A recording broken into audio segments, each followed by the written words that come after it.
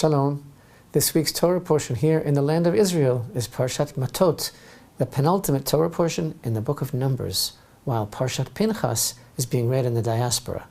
Next week in Israel, we'll be concluding Sefer Bamidbar, the book of Numbers, with the reading of Parashat Maseh, while in the diaspora, both Matot and Maseh, a double portion, will be read next week. Thus, we will once again be on the same page, all of us, and coordinated with our brethren outside of Israel in time for Parashat Devarim, the first portion of the book of Deuteronomy, always read on the Shabbat before Tisha B'Av, or, as it will be this year, on the Shabbat on which Tisha B'Av will actually fall, and the fast, deferred on account of Shabbat, will be observed on Sunday, August 11th. Parashat Matot begins with the laws of vows and oaths and their annulment. This is all about the power and seriousness of words, of speech. Words can affect change. A person can vow something to the Holy Temple. Words can change someone's or something's status and make it sanctified. A person can take an extra stringency upon themselves as an act of extra piety out of a desire to draw closer to Hashem.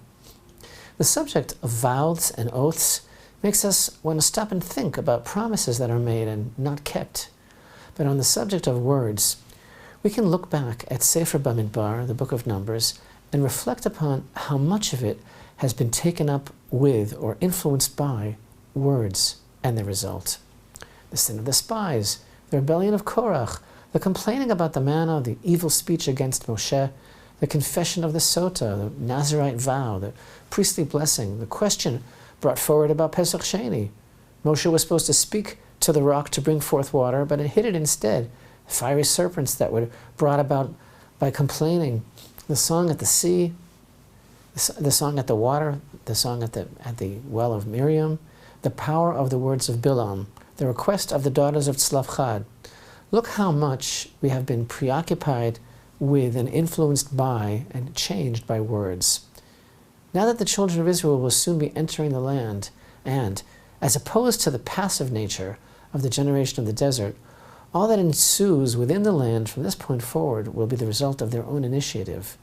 The ability to make a vow as an expression of a desire to do more, to express an extra level of holiness, really fits in perfectly with the new upcoming reality.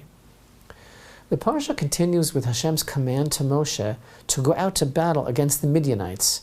The children of Israel are instructed to go out and do battle with Midian as vengeance for their plot to cause the children of Israel to worship idolatry by seducing the men with their own daughters. These verses also include details of the division of the spoils and sanctifying part of it for Hashem, as well as laws of koshering vessels.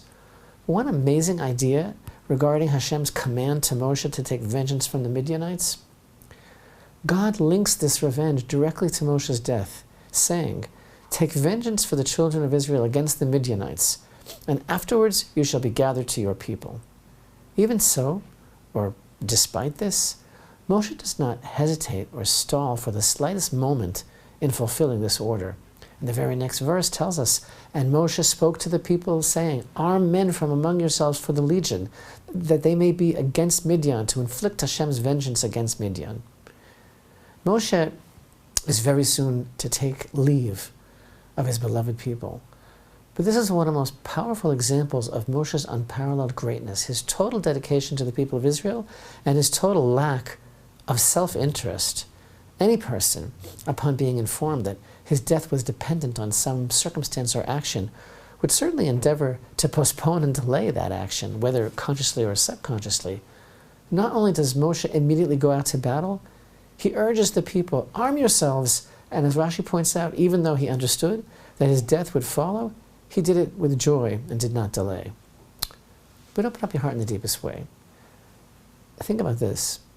If Moshe loved his people so much, and he knew that they needed him, so maybe for the sake of the Jewish people, he should have been more slothful in the fulfillment of this commandment so that he could have remained in the world longer. One might think the longer that Moshe remains in the world, the better for the nation, better for the world.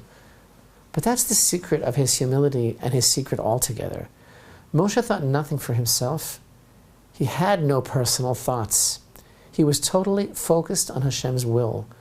So when Moshe is given a divine command, There's no processing, no considerations, no angles or spins or calculations or how do I feel about this or where do I plug this in my mind. He just totally becomes an object for fulfilling that command. Hashem is in his head and nothing else. Furthermore, Moshe's soul was completely bound up with the collective soul of the Jewish people.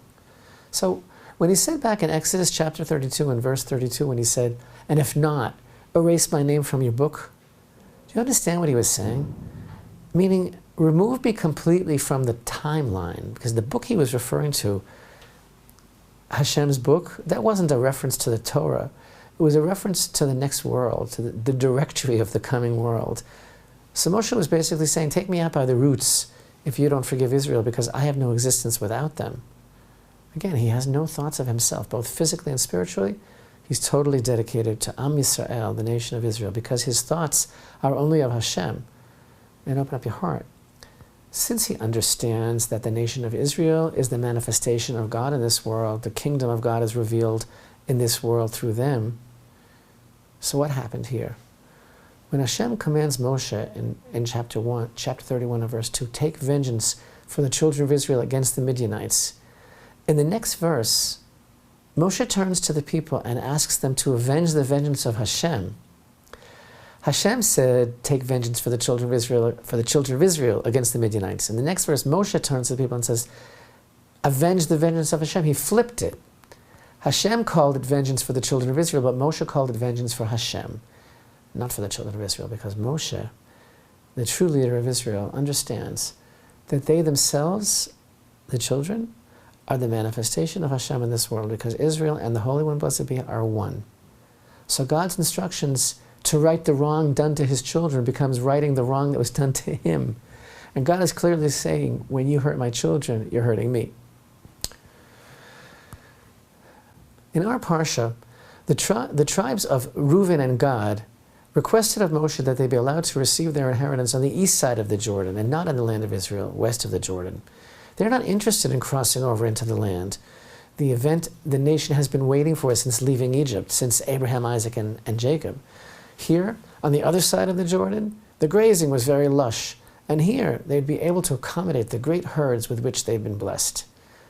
After initially expressing serious objection, Moshe acquiesces to the request on condition that they obligate themselves to participate in the war as the vanguard of Israel's army, on behalf of their brethren, to conquer the land from the Canaanites.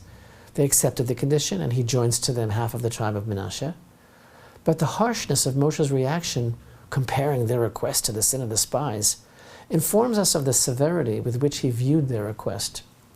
From Moshe's reaction, we understand that he felt this request displayed a lack of appreciation for the land of Israel, as if the place where one lives should be determined only according to financial or material considerations. What about Hashem's promises regarding this land? What about his feelings? What about his plans? What about the future of the nation as a whole and their own future and that of their children? Where was their desire and love for the land? Simply put, their priorities were misplaced. Their perspective was based on secular materialism rather than spiritual well-being and concern for the spiritual well-being of their children to ensure the future generations. In reality, all blessing in this world, in the physical world as well, is only achieved with divine aid and by following Hashem's commandments. But in light of this precedent, the highly criticized and negative stance of these tribes who sought to remain outside the land of Israel, which the Torah takes pains to record as instruction, what a tikkun, what a great spiritual rectification it is to see Jews coming home to Israel in our day. There's a certain thread that connects many of the ideas of our Parsha. It's a certain sensitivity that's required of us to sanctify ourselves, to sanctify our lives for God's purpose, and especially to prepare us to live lives of sanctity in the land, and to appreciate what we have, what God has given us. Everything, each other, our lives, our homes, everything is sacred, and nothing should be taken for granted. Words should not be taken lightly. Say what you mean and mean what you say. Stand up to your enemies who are God's enemies. An attack against Israel, God tells Moshe, is an attack against me. Sensitivity to the land of Israel and how imperative it is for our survival that we be here, as opposed to the flawed logic of Reuven And God, seemingly a flawed exile mentality, sensitivity to the phrases, the phases and stages and adventures and misadventures that befall us as we make our way home, always traveling home. That's what this parsha is about. And once we get there, our responsibility to the land, which is our responsibility to ourselves and to God. The nation of Israel is coming home.